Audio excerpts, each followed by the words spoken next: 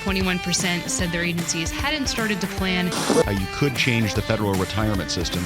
The Chief of Naval Operations says all the Navy's investigations into The Office of Personnel Management wants to know what federal employees think of their benefits. Welcome to the Federal Leaders Playbook, where high performers in the public sector can push their career forward by learning about the trends, innovation, and technology advancing agency performance. We're kicking off Season 1 by exploring the world of IT service management. We're talking about how federal IT organizations are evolving to manage budget cuts, security breaches, and ever-increasing service demands. Here we go. Hi, welcome. Today we're going to be talking about the current state of ITSM in the federal space. But before we get going, let's go around and introduce ourselves. My name is Tom Hamill. I'm technical lead for the BSM practice within Acuity. I'm Eric Lazarson, Vice President at Acuity. Carrie Postorero, Managing Director at Acuity. I am Jessica Alfaro, Senior Manager at Acuity. Okay, we also have a special guest with us today, Jeff Collison from BMC. Hey folks, Jeff. I'm excited to be here talking about ITSM in the federal space. I've been working with BMC almost for 18 years. In the beginning of my career, I covered a lot of the federal civilian agencies since I'm so close inside of the Beltway. But for the last 7-8 years, I've been covering Department of Defense and various other agencies out there. So I have a lot of experience to share, and hopefully everyone will get some good value out of this podcast. Great. Thank you, Jeff. So let's jump in. What is the current state of ITSM in the federal space? That's fascinating. Yeah. That's a great question. I think if you go around this table, you'll probably get a lot of different answers. I'll go first. I think it's a mixed bag. It's an understanding of what service management is, a willingness and desire to do it, but also a feeling of hesitation of where do I get started? How do I mature what we've done thus far? I think it's also a mindset of I'm being sold these new tools. Which tool do I pick? So I think there's a lot of uncertainty in the federal space, but recognition of the value. I think we've started to actually see some of the value in the federal space. I see from visiting all my different customers, it's, some places I visited is definitely still a trouble ticketing system, so that goes into the comments about maturity. There's also other places that I see there where they've really centralized a lot of the capability inside of their organization or their agency to get a lot more value, especially from an idle perspective. Yeah, I think I see some confidence in, and we spent a lot of time talking about incident management and service catalog, request portal type of activity. I see that as organizations feeling a bit more confident in that, like they're doing an okay job and they're ready to move into some more complicated subject matter. So lots of focus around configuration management and some supplemental tools that can help automate that. So I kind of see a shift into change and config asset management. You think that the federal government seems to be buying more into the ITEL perspective, which helps us, the ITSM? I think it's there and you have to deal with it. I think levels of enthusiasm for it vary pretty greatly across different organizations, but I think people know the terms, people know what you're talking about. I think comfort around the concepts it's more approachable, but it's a necessity, right? So I would say on the, we've done a lot of work in the civilian agencies. So Jeff, you've spent some time in DOD.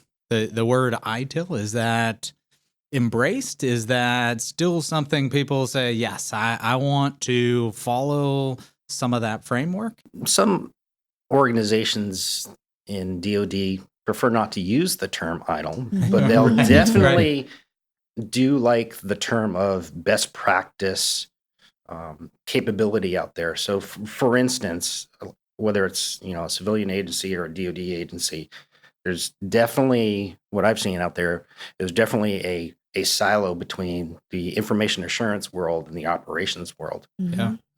So when, whether you want to use the word idle or not, I think, everyone would agree that there needs to be a constant communication between those two organizations. No longer can anyone just pass a 500-page report saying, hey, here's all the things that we're vulnerable at to the operations side, where they'll just look at it and say, geez, I got to go through a 500-page manual report to read.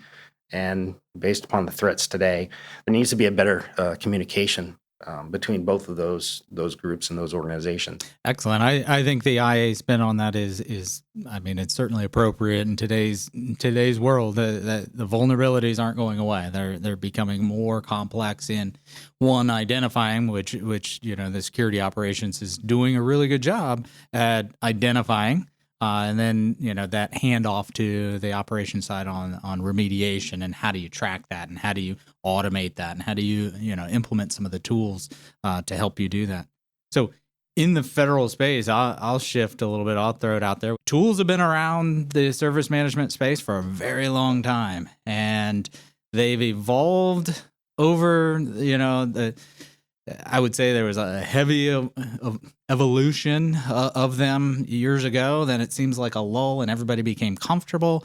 It seems like we're talking a lot more about tools and integration and automation. What are you seeing customers interested in, customers struggling with? What are some of the things that you're seeing from a technical or tools perspective in helping support ITSM? I would say that from a tools perspective, often most of the customers that I talk to don't necessarily know what all their tools that they've bought do. Mm-hmm. Agree with that. Yeah. And it's the question, am I buying the same tool again? Or and often there's a tool capability overlap. So, from a tool perspective, I kind of refer to it, or I'd like to see customers kind of get out of the tool mindset and talk about use cases across the board to accomplish things that they need to for the mission. Some customers, again, don't necessarily know what they do, and there's constant overlap. But certainly if you can rationalize your applications, one, you have the capability of getting possibly rid of applications that overlap technology-wise, but also you can start looking at to see what mission capability that you can have if you move those to the cloud. So how often would you say is appropriate to kind of go through your tools and do an analysis and a comparison? Like you said, there's a lot of organizations out there that are like, I have so many tools, don't sell me another one. And you come in there like you're missing, identifying those gaps. How frequently do you see that being an activity that someone should be doing? I think it should be a constant, activity with a, service improvement plan from the catalog manager that each of the organizations actually have. So whether you do it, every 6 months, that's kind of immaterial, but certainly need to start once and then actually keep your catalog up to date. Do you see a lot of catalogs out there that are up to date? Unfortunately, no. I've certainly heard that there is a federal mandate to have a catalog manager in place today. Interesting.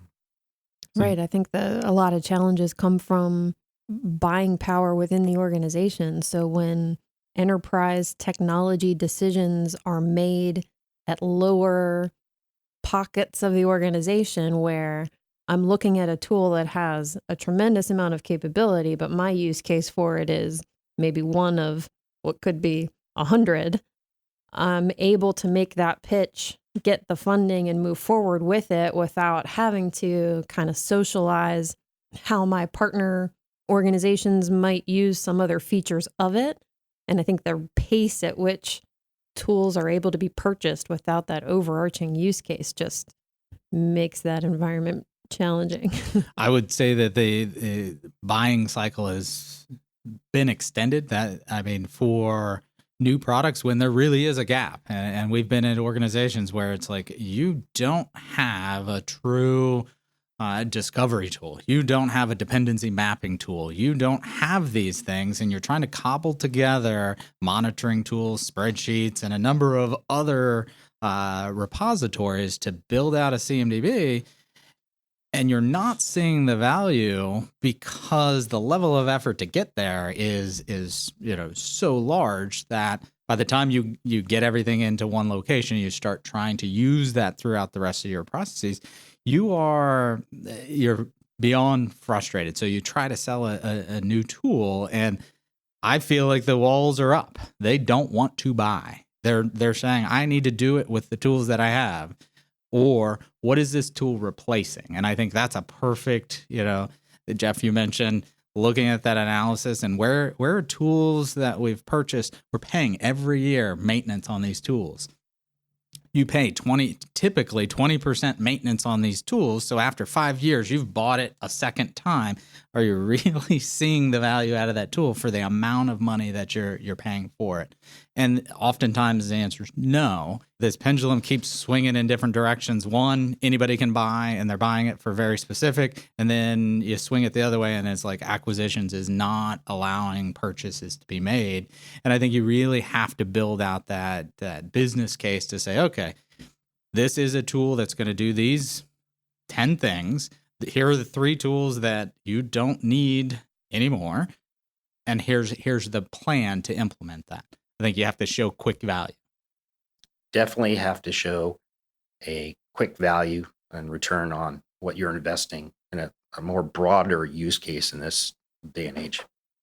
Do you feel that the government's swinging towards, when buying tools? I think it's solutions. It really depends on where the requirement is coming from, as whether it'll be best of breed, or if I can get an 80% solution that satisfies not only, for instance, discovery, but also satisfies an IA requirement, then, I think customers will look at that as well. But I think, the challenge with that are these silos that are, out there. So, you talk about a use case, usually these tools, there is a use case that comes up. One use case. Right. And they find a tool that is able to satisfy that one use case, but don't look across other other groups or departments in the environment that have a similar need, or that a tool can satisfy multiple different use cases. No one's looking across that. And if it's the catalog manager, or if it's like an enterprise architect, or someone who I can see why they're hesitant to just want to buy tools. And there needs to be some type of review or authoritative body that's looking across all of these requirements. Does it exist today? Are there other tools that, we can utilize that meet multiple requirements?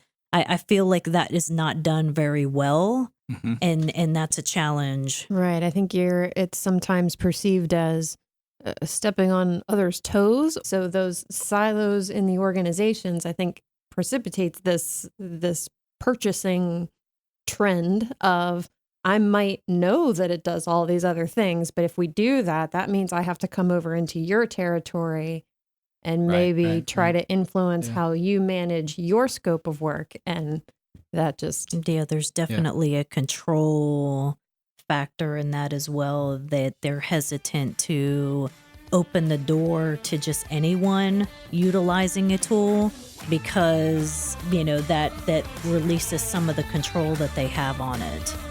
If you're interested in today's discussion, we invite you to read our show note and download additional free tools and resources at federalleadersplaybook.com. To learn more about Acuity or to contact any of us directly, visit Acuity's website at myacuity.com. Thanks for listening to the Federal Leaders Playbook. Check out our next episode, subscribe, and visit federalleadersplaybook.com for more great content. See you next time.